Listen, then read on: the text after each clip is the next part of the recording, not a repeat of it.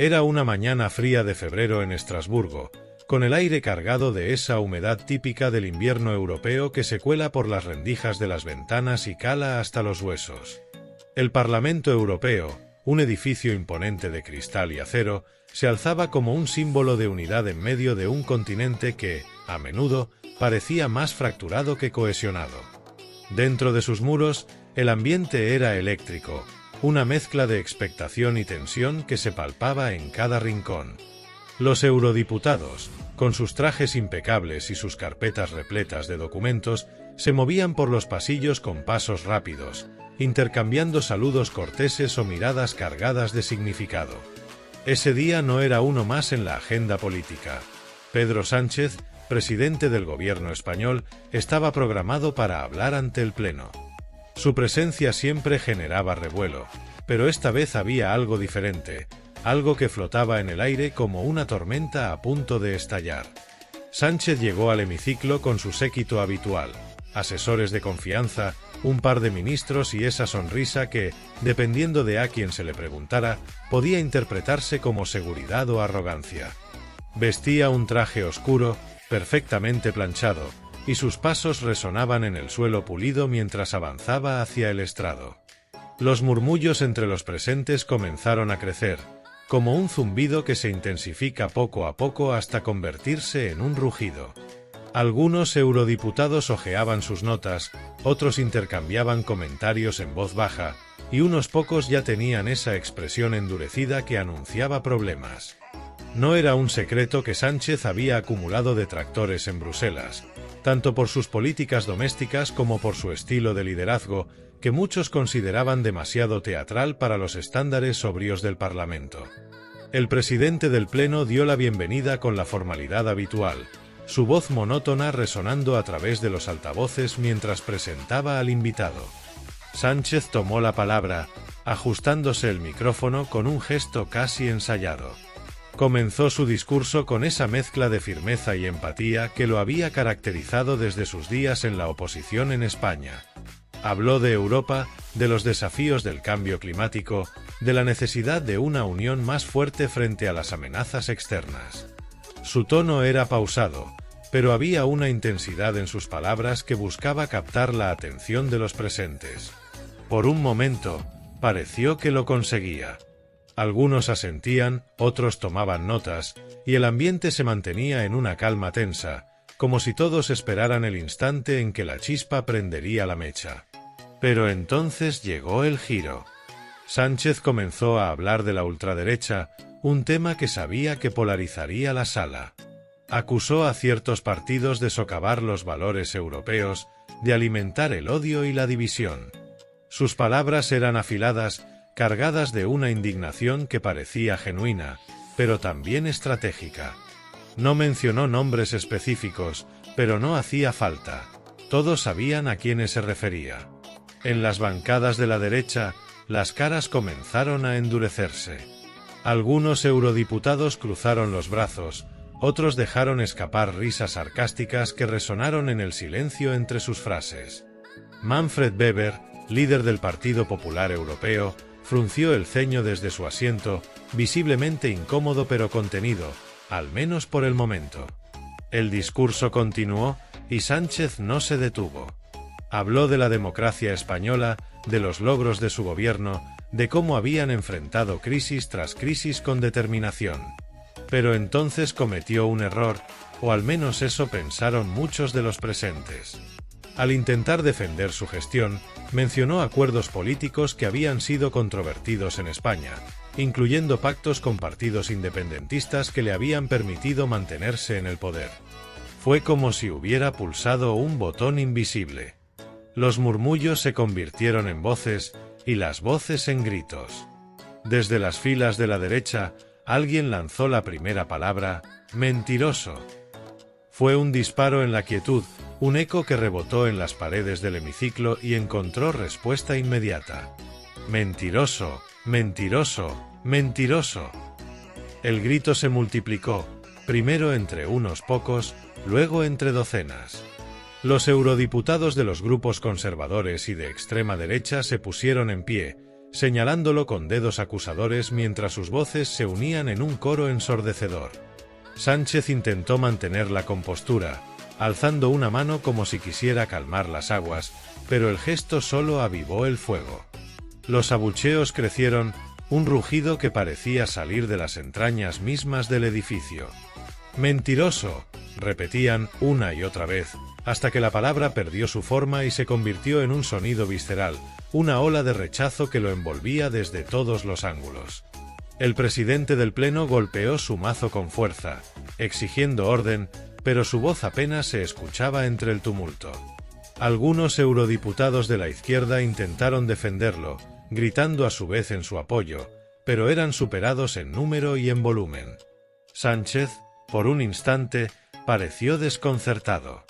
Sus ojos recorrieron la sala, buscando aliados, pero lo que encontró fueron rostros encendidos de furia o sonrisas burlonas. Apretó los labios, respiró hondo y continuó hablando, alzando la voz por encima del caos.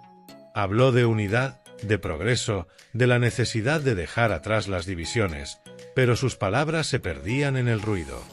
Cada frase era interrumpida por un nuevo estallido de abucheos, cada pausa llenada con ese grito implacable: «¡Mentiroso!». En las gradas de prensa, los periodistas anotaban frenéticamente, sus cámaras capturando cada momento. Era un espectáculo raro, incluso para un lugar acostumbrado a los debates acalorados. Algunos sonreían, otros meneaban la cabeza, pero todos sabían que estaban presenciando algo que daría titulares durante días. En España, las redes sociales ya comenzaban a arder. Los detractores de Sánchez celebraban el momento como una humillación histórica, mientras sus partidarios denunciaban un ataque orquestado por la derecha europea. Los vídeos empezaban a circular, fragmentos del discurso entrecortado por los gritos, y el hashtag #Sánchez mentiroso escalaba posiciones en las tendencias. Dentro del hemiciclo, el caos duró varios minutos. Algunos eurodiputados abandonaron sus asientos, otros se acercaron al estrado como si quisieran enfrentarlo directamente. Una mujer de un partido italiano de extrema derecha agitó un cartel que decía «Basta de mentiras», mientras un grupo de españoles de Vox coreaba insultos más subidos de tono.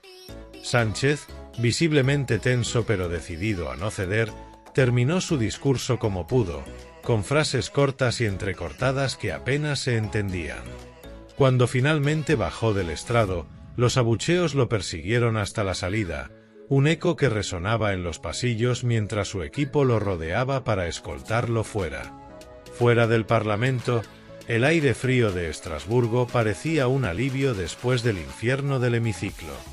Sánchez se detuvo un momento, ajustándose la bufanda mientras sus asesores le hablaban al oído, probablemente discutiendo cómo manejar el desastre. No dijo nada a la prensa, solo ofreció un gesto breve con la mano antes de subir al coche que lo esperaba. Pero el silencio no duró mucho. En el vuelo de regreso a Madrid, ya estaba planeando su respuesta. Sabía que no podía dejar que ese momento definiera su imagen, no en España ni en Europa. Sus aliados en el PSOE ya estaban preparando comunicados, culpando a la ultraderecha de un ataque coordinado, mientras él mismo grabaría un mensaje para las redes, proyectando calma y autoridad. En Bruselas, mientras tanto, el Parlamento volvía a la normalidad, o a lo que pasaba por normalidad en un lugar tan cargado de tensiones. Los eurodiputados regresaron a sus agendas, pero el incidente quedó grabado en la memoria colectiva. Para algunos, fue una prueba de que Sánchez había perdido credibilidad en el escenario internacional. Para otros, una demostración de cómo la polarización estaba corroyendo incluso las instituciones más sólidas de Europa. Las opiniones estaban divididas, pero había un consenso tácito. Ese mentiroso, mentiroso, mentiroso no se olvidaría fácilmente. En los días siguientes, el episodio se diseccionó hasta el cansancio. Los analistas debatieron si Sánchez había sido imprudente al provocar a sus adversarios o si, por el contrario, había jugado bien sus cartas para reforzar su imagen entre sus bases. Los memes inundaron Internet, desde montajes de Sánchez huyendo del hemiciclo hasta parodías de su discurso con subtítulos exagerados.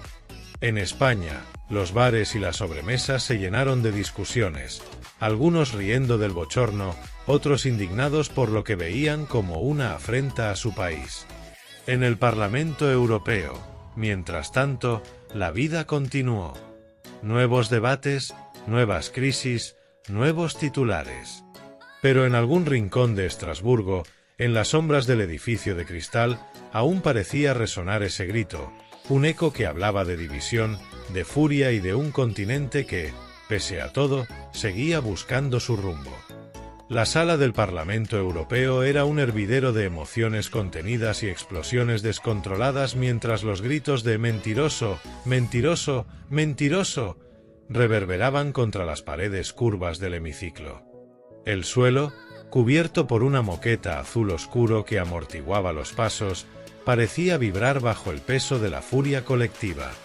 Las luces del techo, dispuestas en círculos concéntricos, iluminaban la escena con una claridad casi quirúrgica, proyectando sombras nítidas sobre los rostros de los eurodiputados.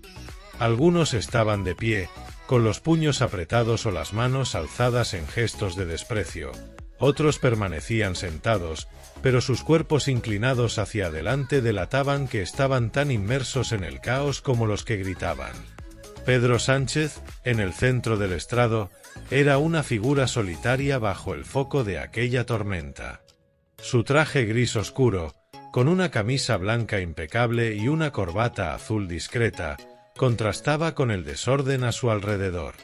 El micrófono, un modelo negro y delgado que sobresalía del podio, captaba cada palabra que intentaba pronunciar, pero también amplificaba el ruido de fondo, convirtiendo su discurso en una lucha desigual contra el volumen de los abucheos.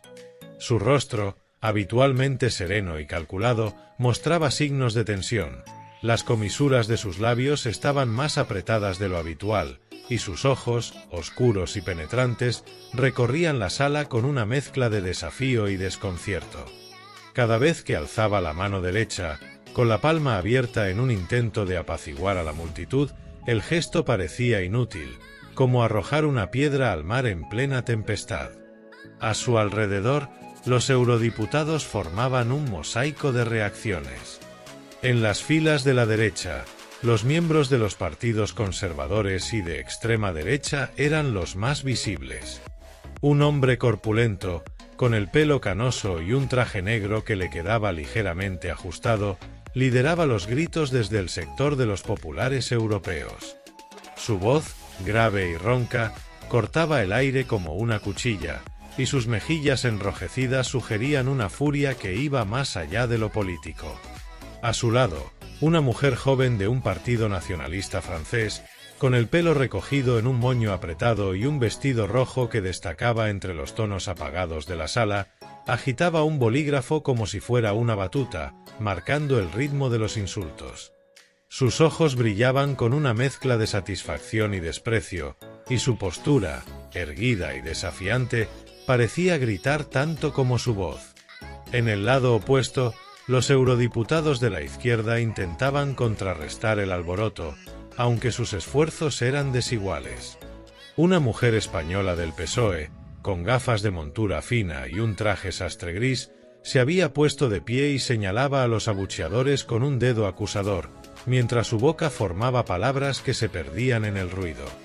Su expresión era de indignación pura, y sus gestos, rápidos y enérgicos, parecían un intento desesperado de devolver algo de dignidad al momento. A pocos asientos de ella, un alemán de los verdes, con una barba desaliñada y una camisa sin corbata, golpeaba su mesa con la palma de la mano, exigiendo silencio, aunque su voz apenas llegaba a los que estaban a su alrededor. Había solidaridad en sus acciones, pero también impotencia. El presidente del Pleno, un italiano de mediana edad con el pelo peinado hacia atrás y una expresión de hastío que parecía permanente, seguía golpeando su mazo contra la madera del escritorio. El sonido, seco y repetitivo, era como un tambor en medio de una batalla, pero nadie le prestaba atención. Su chaqueta azul marino estaba ligeramente arrugada, y el sudor brillaba en su frente, signo de la frustración que sentía al ver cómo se le escapaba el control. A su derecha, una asistente joven, con auriculares puestos y una tablet en las manos, tecleaba frenéticamente, probablemente enviando mensajes urgentes o actualizando el registro oficial de la sesión. Sus dedos se movían con una rapidez casi mecánica, pero su rostro permanecía impasible, como si estuviera acostumbrada a presenciar tormentas como aquella. En las gradas superiores, destinadas a los observadores y la prensa, el ambiente era igual de intenso. Los periodistas, con sus acreditaciones colgadas al cuello y sus cuadernos abiertos, garabateaban notas a toda velocidad. Una reportera británica, con el pelo corto y teñido de un rojo vibrante, susurraba comentarios a su micrófono mientras su cámara enfocaba el rostro de Sánchez. A su lado, un fotógrafo español, con una barba de varios días y una cámara con teleobjetivo, disparaba ráfagas de fotos, capturando cada gesto, cada mueca, cada mano alzada. El clic constante de su obturador se mezclaba con el murmullo de los demás periodistas, que intercambiaban impresiones en voz baja. «Esto es un circo», dijo uno en francés, mientras otro, en alemán, respondía, «No, es un linchamiento». Abajo, en el hemiciclo, los detalles del mobiliario parecían desvanecerse bajo la magnitud del espectáculo. Las sillas, tapizadas en azul y dispuestas en semicírculos perfectos, estaban ocupadas por cuerpos en movimiento, algunos inclinados hacia adelante, otros girados para gritar a sus vecinos. Las pantallas digitales incrustadas en los respaldos, que normalmente mostraban traducciones o votaciones, parpadeaban con información irrelevante, ignoradas por completo. Los auriculares de traducción, colgando de los asientos como serpientes negras, yacían abandonados, porque nadie necesitaba entender otro idioma para captar la esencia de lo que ocurría. Era un rechazo crudo, universal, visceral. Sánchez, mientras tanto, seguía en el estrado, aferrándose al podio con ambas manos. El madera pulida bajo sus dedos estaba fría, un contraste con el calor que sentía en el rostro. Su discurso, preparado con cuidado por su equipo durante días, estaba en una carpeta a su lado, pero apenas lo miraba. Las palabras que salían de su boca eran improvisadas ahora, un intento de mantener la dignidad en medio del caos. Hablaba de Europa, de valores compartidos, pero su voz temblaba ligeramente, no por miedo, sino por el esfuerzo de hacerse oír. Cada vez que los abucheos alcanzaban un nuevo pico, él alzaba el tono, forzando las cuerdas vocales hasta que un leve ronquido se colaba en sus frases. Entre la multitud había detalles que pasaban desapercibidos para la mayoría. Un eurodiputado húngaro, sentado en una esquina, no gritaba ni aplaudía.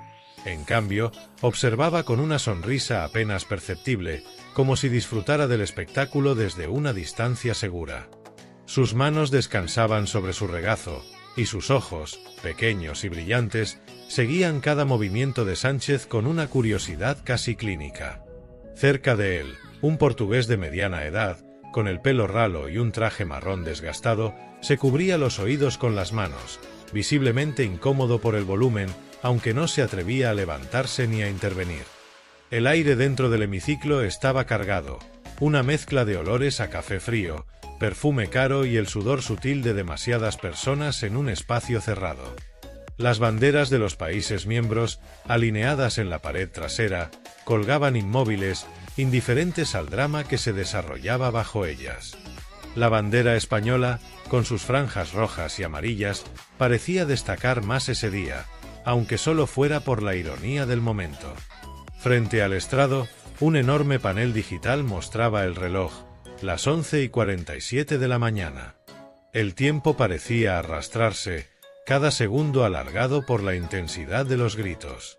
Sánchez, por fin, hizo una pausa más larga, respirando hondo mientras los abucheos llenaban el vacío.